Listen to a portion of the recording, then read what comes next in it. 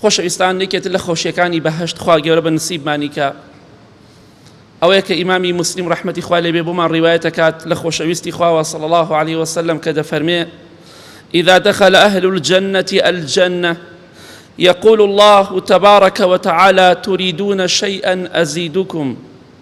كاتك أهلي بهشت شون بهشتوا بسر برزي وسرفرازي خواي قربي عند فرمي أي أهلي بهشت أتاني وشتيكتان بوزياتكم لقل أوهم نازو نعمتك بسر إيوه فيقولون ألم تبيض وجوهنا ألم تدخلنا الجنة وتنجنا من النار. خواي أوانش دفرمون خواي جان تۆ دەموچاوی ئێمەت سپی نەکردووە، ئێمەت نەخستۆتە بەهەشتەوە، ئێمەت لە جەهەنەم ڕزگار نەکردووە. خوای گەورە چیمان پێ دەبەخشی هێشتا؟ ئەوەندە نیعمەت بەسەرمانە ڕژاندووە نازانین چۆن وەسفی بکەین، چۆن باسی بکەین، هیچمان پێویست نییە. ئەوەندە نیعمەتی خوا بەسەرمانەوەیە. خوای گەورە چیان بۆ دەکات؟ فيكشف الحجاب فما أعطوا شيئا أحب إليهم من النظر إلى ربهم عز وجل. خوای لەو کەسانەمان بگەڕی خوای گەورە ئەو حیجابە، ئەو پەردە، ئەو بەربەستە لا ئەدا کە بەهۆی ئەو مرۆڤەکان ناتوانن خوای گەورە ببینن. خوای گەورە پەردە لا ئەبات، ذاتی خوای گەورە دەبینن.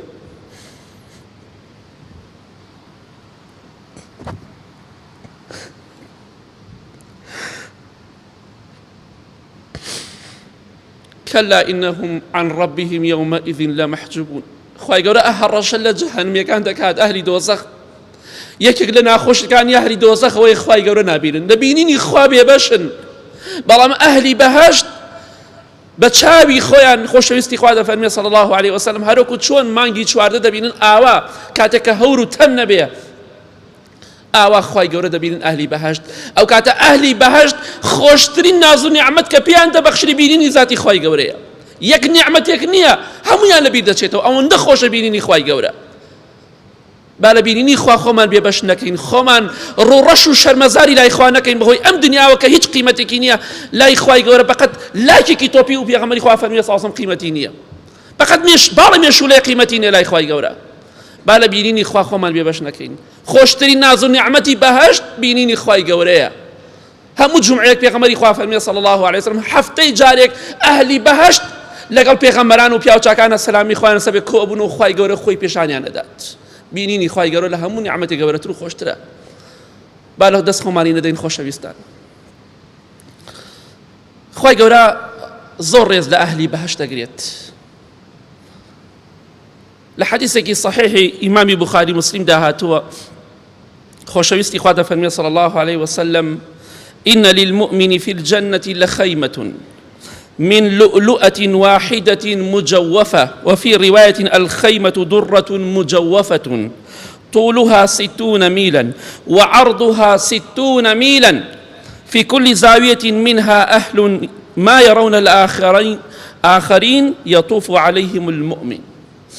لبهشتا خيميك هي نكو خيمي دنيا يك پارچە دڕ و گەوهرە.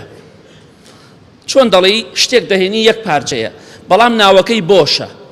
ئەم دڕ و گەوهەر و یاقوتە، ئەم شتە جوانە کە بەردێکی زۆر گەورە و بەنرخە. دڕ و گەوهەر یەک پارچە دڕ و گەوهەرە، ناوەکەی بۆشە، خێمەیەکە بەڵام درێژەکەی و بەرزەکەی چەندێکە. خۆشەویستی خوا فەرموویە صلی الله عليه وسلم: طولها 60 ميلا 60 میل، میلێک 1600 مترە.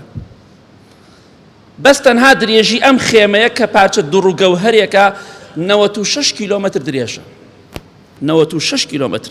بەڵام هەندێ ئینسانی ملحید، هەندێ ئینسانی دڵنەخۆش، مەلایە غەیری مەلایە باوەڕیان بەم شتانە نییە، چونکە منافقن، چونکە دووڕون، چونکە ئەوەی باوەڕیان پێ نییە دینی خوایە، دژایەتی دینی خوا دەکەن. باوەڕمان بەوە نییە، باوەڕمان بەوە نییە. ئینشاڵڵا خوای گەورە لەمانە بێبەشیان دەکات، چونکە دژایەتی ئەو دینەی خوا دەکەن بە غەیر مباشر. بەس تەنها درێژی ئەم خێمەیە یەک پارچەیە دڕ و گەوهەرە، ناوەکەی بۆشە، 60 میلە کە ئەکاتە 96 کیلۆمەتر. وەدەفەرمێ: وعرضها یعنی پانیەکەی چەندێکە 96 کیلۆمەتر درێژەکەی پانیەکەی بەرزەکەیشی، یعنی ئەمە بەڕاستی نیعمەتێکی زۆر گەورەیە لە دەست خۆمانی نەدەین. 96 کیلۆمەتر ئاوە بەرزە بێتەوە، پانی درێژی ئەبێ چەند قات بێ مەگەر خوای گەورە خۆی بزانێ وەرە 96 کیلۆمەتر ئاوا حسابکە و بەرزی کەرەوە بۆ ئاسمان، ئەبێ چەندێ بەرز بێتەوە، ئەبێ چەند قات بێ. ئەفەرمێن لە هەموو سوچێکی لە هەموو شوێنێکی ئەو خێمەدا خوای گەورە خێزانێکی داناوە بۆ ئەهلی بەهەشت، ئەو ئیماندارە دەچێت لەگەڵانە سەرجەوی و جیماع دەکات. ئەمە بۆ چێ؟ بۆ ئیماندارە، بۆ منافقیش خوای گەورە جەهەنمی داناوە. بۆیە باوەڕمان بەم شتانە هەیە، هەمووی صحیحی پێغەمبەری خوایە صلی الله علیه وسلم بۆمان باس کراوە. جا ئینشاءڵڵا با لە دەست خۆمانی دەدەین تەنها خێمەیە کە لە دوڕ و گەوهەر بێ بە نرخترین بەرد، ئەوەندە پان و بەرز و گەورە بێت، ئەوەندە درێژ بێ، هەمووی پڕ بێ لە خێزان و لە حۆری بۆ تۆی ئیماندار بۆ خۆت ڕابێرە بژی بە خۆشی و بە شادی و بە سەربەرزی. ئەوە پاداشتی ئەو عیبادەتانەیە کە لە دنیادا کردت، ئەوە پاداشتی ئەو خێر و چاکانەیە کە لە دنیادا کردت، ئەوە پاداشتی ئەوەیە کە خۆت لە خراپە و لە تاوان پاراز، لە ترسی خوا زینات نەکرد، لە ترسی خوا خەڵکت نەکوشت، لە ترسی خوا غەش و خیانەت و فڕۆفێڵ و دزیت نەکرد، ئەو پاداشتەکەیتی. با لە دەست خۆمانی نەدەین.